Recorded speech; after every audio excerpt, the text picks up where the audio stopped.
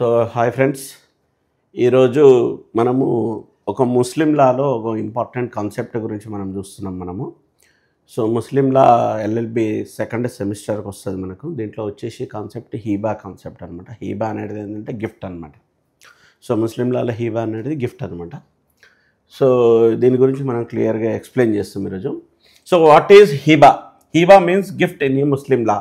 So మనము Hindus law ప్రకారం మనం ఎవరైతే గిఫ్ట్ ఇస్తామో అట్లాగే ముస్లిం లాలో కూడా మనకు ఒక గిఫ్ట్ది కాన్సెప్ట్ ఉంది, అది హీబా అనమాట. ఓకే, సో అదేంటంటే ఏ voluntary transfer of property are wealth from one persons to another person. అంటే తనకు ఇష్టపూర్వకంగా, ఓకే, తన ఇష్టానుసారంగా ఒక ప్రాపర్టీ కానీ, ఇంత అమౌంట్ కానీ, ఇంత ఏదైనా వస్తువు కానీ మనం వేరే వాళ్ళకు ఒక పర్సన్ నుంచి ఇంకో పర్సన్ వాళ్ళకి ఇచ్చినట్లయితే దాన్ని హీబా అంటారనమాట, ఒక గిఫ్ట్ అంటారనమాట. అంతేగాని నువ్వు నాకు ఇది ఇస్తే నేను ఇస్తా అంటే అది గిఫ్ట్ కాదు, అది మనము కొన్నట్లు అనమాట. లేకుంటే అది వేరే కిందికి వస్తుంది. Okay, made without any consideration. Okay, no money or exchanged involved. దాంట్లో పైసలు కానీ ఇంకా వేరేది ఎక్స్చేంజ్, నువ్వు ఇది ఇస్తే నేను ఇది ఇస్తా అంటే అది గిఫ్ట్ ఎందుకు అవుతుంది? అది గిఫ్ట్ కిందకి కాదనమాట. సో అది బిజినెస్ అవుతుంది. సో గిఫ్ట్ అనేది ఏంటి? అన్కండిషనల్గా మనము ఒక వస్తువుని కానీ, ఒక ప్రాపర్టీ కానీ, ఒక కొంచెం మనీ కానీ వేరే వాళ్ళకి ఇచ్చినట్లయితే అది గిఫ్ట్ కిందికి వస్తుంది అనమాట. దాన్నే హిబా అంటారనమాట, HIBA. సో ఇది షార్ట్ క్వశ్చన్లో మ్యాక్సిమం వస్తుంది. సో మీరు క్లియర్గా చూసుకోండి. Okay, done out of love and affection and good will. Okay, so gift మనం వేరే వాళ్ళకి ఎందుకు ఇస్తాం? మనకు వాళ్ళు ఏంటంటే మనకు వాళ్ళ మీద ప్రేమ ఉన్నప్పుడు, లేదంటే వాళ్ళంటే ఇష్టం ఉన్నప్పుడు, లేకపోతే ఏంటంటే వాళ్ళు ఏదైనా మంచి పని చేసినప్పుడు, ఏదైనా అఫెక్షన్, ఒక మంచి ఉద్దేశంతో మంచి పనులు చేసినప్పుడు వాళ్ళకి ఇంత గిఫ్ట్ అనేది ఇస్తామన్నమాట జనరల్గా. సో అది చెప్తారు మనకి ఇక్కడ. Okay, it is immediate and unconditional. So gift అనేది ఏంటి? నేను తర్వాత ఇస్తా అట్లా కాదనమాట. ఇమ్మీడియట్గా ఇవ్వాలి. మనకు ఏదైనా గిఫ్ట్ ఇచ్చేది ఉంటే ఇప్పుడే ట్రాన్స్ఫర్ చేయాలి, ఇప్పుడే ఇచ్చేయాలన్నమాట. అన్కండిషనల్గా ఇచ్చేయాలి, దాన్ని గిఫ్ట్ అంటారు అనమాట. Okay, it is valid only certain conditions are fulfilled. So దీనికి కొన్ని కండిషన్స్ ఉంటాయి అనమాట. సో అదనేది ఫర్దర్గా మనం చెప్తాము. Okay, so legal definition. లీగల్గా ఏమంటారు? A transfer of property or right by one person to another person made immediately without any exchange of money or consideration. So ఏదైనా ప్రాపర్టీ కానీ, మనీ కానీ, ఏదైనా వస్తువు కానీ ఇమ్మీడియట్గా ఒక పర్సన్ నుంచి ఇంకో పర్సన్కి మనం ఫ్రీగా ఇచ్చినట్లయితే, okay, without any exchange of money or consideration లేకుండా ఇచ్చినట్లయితే దాన్ని గిఫ్ట్ అంటారనమాట, హిబా అంటారనమాట. ఓకే, సో ఇది లీగల్ టర్మ్ వచ్చేసి. So in simple words, a gift of property or money made freely willingly is called hiba. Okay, అర్థమైంది అనుకుంటా. సో దీంట్లో కీ పాయింట్స్, ఎసెన్షియల్ ఎలిమెంట్స్ ఏముందంటే 3 కీ పాయింట్స్ ఉంటుంది. So declaration of a gift. So ఇజాబ్ అంటారనమాట. నువ్వు ఏమిస్తున్నావు అనేది క్లియర్గా, నేను పలానా ఇంత అమౌంట్ ఇస్తున్నా, లేకుంటే ఈ ప్రాపర్టీ ఇస్తున్నా, లేకుంటే ఈ వస్తువు ఇస్తున్నా అనేది మనకు క్లియర్గా మెన్షన్ చేయాలన్నమాట. దాన్ని వచ్చేసి ఇజాబ్ అంటారనమాట. సో ఏదైతే క్లియర్గా మెన్షన్ చేస్తావు వస్తువు కానీ, ప్రాపర్టీ కానీ, దాన్ని ఇజాబ్ అంటారనమాట. ఏదైతే గిఫ్ట్ ఇస్తున్నావో దాన్ని ఇజాబ్ అంటారు. Acceptance by డోనీ. ఓకే, సో ఎవరైతే యాక్సెప్ట్ చేస్తారో వాళ్ళని వచ్చేసి కబూల్ అంటారనమాట. అమారకు కబూలే అంటుంటారు కదా. సో నీకు ఇష్టమైన అంటే కబూలే అంటుంటారు కదా, అదే అనమాట. సో ఎవరైతే యాక్సెప్ట్ చేస్తారో the person receiving the gift must accept it. Okay, కబూలే అంటే చెప్పాలన్నమాట, నాకు ఇష్టమే అన్నట్లు తీసుకోవాలన్నమాట. దాన్ని అదనమాట. డెలివరీ ఆఫ్ ద పొజిషన్, ఇదన్నీ కబ్జా అంటారనమాట. ఇప్పుడు అంటారు కదా, అరే నా ల్యాండ్ కబ్జా చేసిర్రు అంటుంటారు. అంటే నా ల్యాండ్లోకి వేరే వాళ్ళు వచ్చేసి పొజిషన్ తీసుకున్నారు అన్నట్లు అనమాట. అట్లనే మనం గిఫ్ట్ ఇచ్చినప్పుడు ఏంటంటే పొజిషన్ అనేది తీసుకోవాలన్నమాట. ఇప్పుడు ఏదైనా ప్రాపర్టీ ఇచ్చినట్లయితే, సపోజ్ ఒక కంప్యూటర్ గిఫ్ట్ ఇచ్చిండు నీకు, నేను ఇది గిఫ్ట్ ఇచ్చినా అంటే అతని కంప్యూటర్ ఇవ్వకపోతే అది గిఫ్ట్ కిందికి రాదు. దాని పొజిషన్ మనం తీసుకోవాలి. అది ఒక ల్యాప్టాప్ ఇచ్చినంటారు, ల్యాప్టాప్ నా దగ్గరనే ఉంటుంది, నేను గిఫ్ట్ ఇచ్చినా అంటే ఒక వారం రోజుల తర్వాత నువ్వు నాకు గిఫ్ట్ ఇచ్చినా అంటే అది వ్యాలిడ్ కాదు. ఎందుకంటే దాని పొజిషన్ తీసుకోవాలి, నేను ల్యాప్టాప్ అనేది ఇచ్చేయాలన్నమాట. అప్పుడే అది దాన్ని కబ్జా అంటారనమాట. కబ్జా అంటే ఏంది? పొజిషన్ తీసుకునేదాన్ని కబ్జా అంటారు. Okay, so for immovable property అంటే ఏంది? మూవబుల్ గాంధీ అంటే ల్యాండ్ కానీ ఏదైనా ఉంటుంది కదా, అది immovable property. So physical position is not always needed if the legal documents are handed over. So lands కానీ ఫిజికల్గా మనము దాంట్లోకి వెళ్ళే అవసరం లేదు, ఎందుకంటే లీగల్గా డాక్యుమెంట్స్ అనేది ట్రాన్స్ఫర్ అయితే చాలు, అటువంటి కండిషన్స్ ఇటు ఉంటాయి. So okay, for movable property actual delivery is generally required. So ఏవైతే మూవబుల్ ప్రాపర్టీ ఉంటాయో, కదిలే వస్తువులు ఉంటాయో, దానికి మాత్రం కంపల్సరీ మనకు డెలివరీ అనేది ఇచ్చేయాలన్నమాట, అది. Okay, so who can make hiba, ఎవరు దానం చేయగలుగుతారు, ఎవరు గిఫ్ట్ ఇవ్వగలుగుతారు? So a person, okay, who is sound minded, అంటే మెంటల్గా ఇన్స్టెబిలిటీ ఉండేసి వాళ్ళు ఇచ్చినట్టు చెల్లదనమాట. సౌండ్ మైండెడ్ అంటే వాళ్ళకి మెంటల్గా స్టెబిలిటీ ఉండాలన్నమాట, వాళ్ళే ఇవ్వగలుగుతారు అనమాట, అది ఒక condition. They are major. So వాళ్ళు మైనర్ అయి ఉండేసి ఒక మైనర్ గిఫ్ట్ ఇచ్చిందంటే అది వ్యాలిడ్ కాదు, వాళ్ళకి 18 years కంపల్సరీ దాటి ఉండాలన్నమాట, వాళ్ళే మనకు ఈ హిబా అనేది ఇవ్వగలుగుతారు అనమాట. They own the property. Okay, అంతే. ఇదేంటంటే నా ప్రాపర్టీని నేను ఇవ్వగలుగుతాను, అంతేగాని వేరే వాళ్ళ ప్రాపర్టీని మనం ఇచ్చే అధికారం అయితే ఉండదు.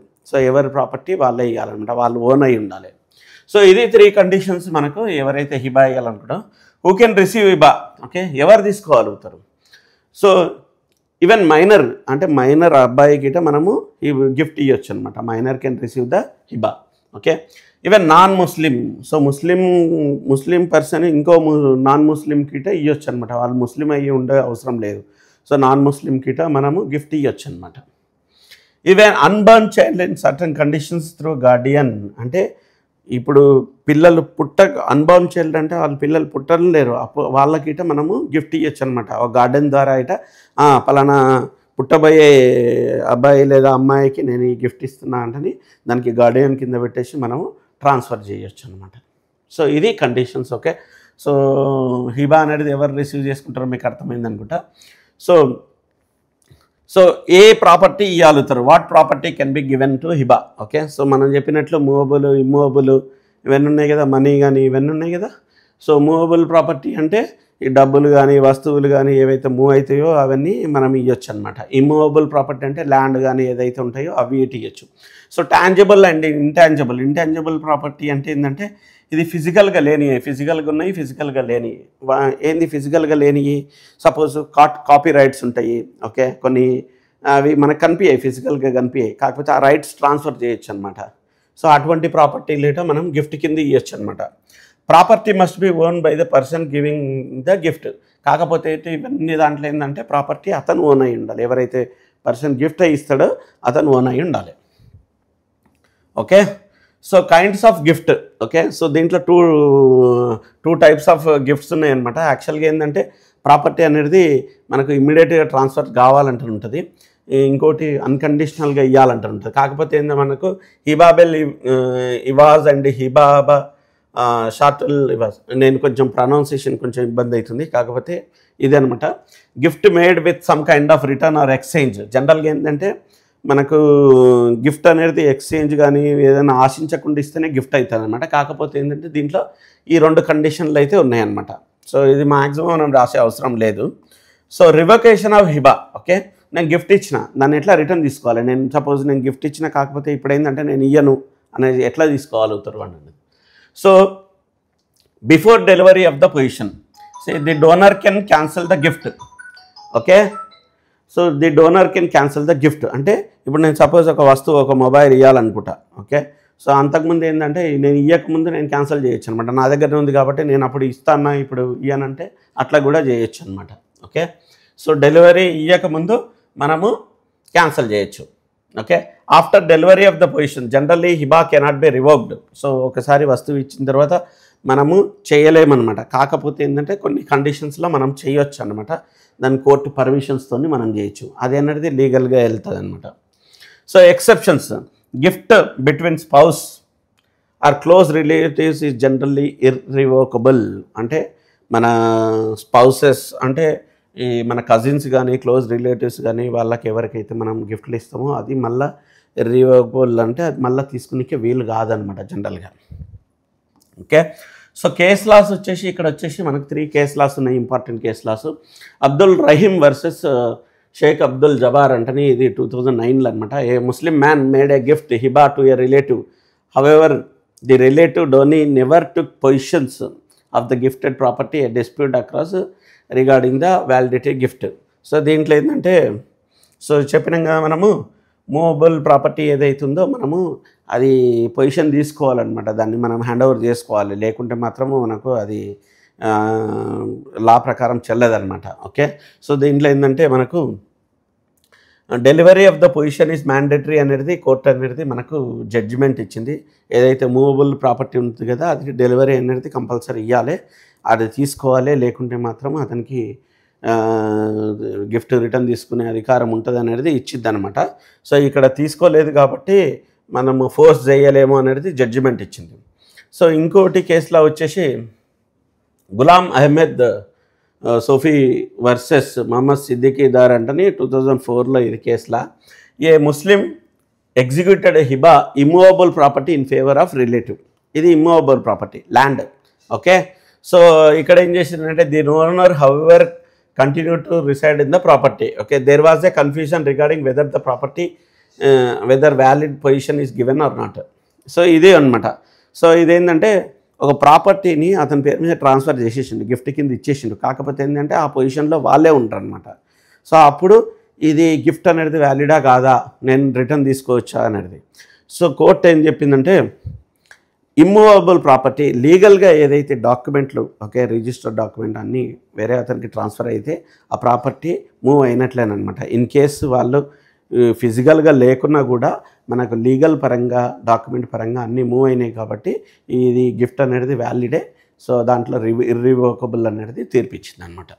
ఓకే, సో ఇది తీర్పు.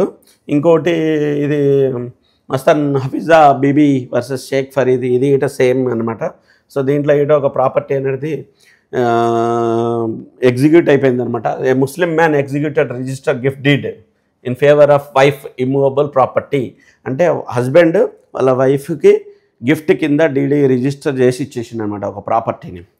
సో ది వైఫ్ యాక్సెప్టెడ్, వాళ్ళ వైఫ్ ఇట యాక్సెప్ట్ చేసింది. Okay, but actual possession was not clearly given. So ఈ ప్రాపర్టీ అనేది అతనే ఉంచుకుండు కానీ పొజిషన్ అనేది ఇవ్వలేదు. The validity of the hiba was challenged. So husband చేసిండు అనమాట, ఏంది లేదు అది నా ప్రాపర్టీ అనేది కేసు వేసిండు అనమాట.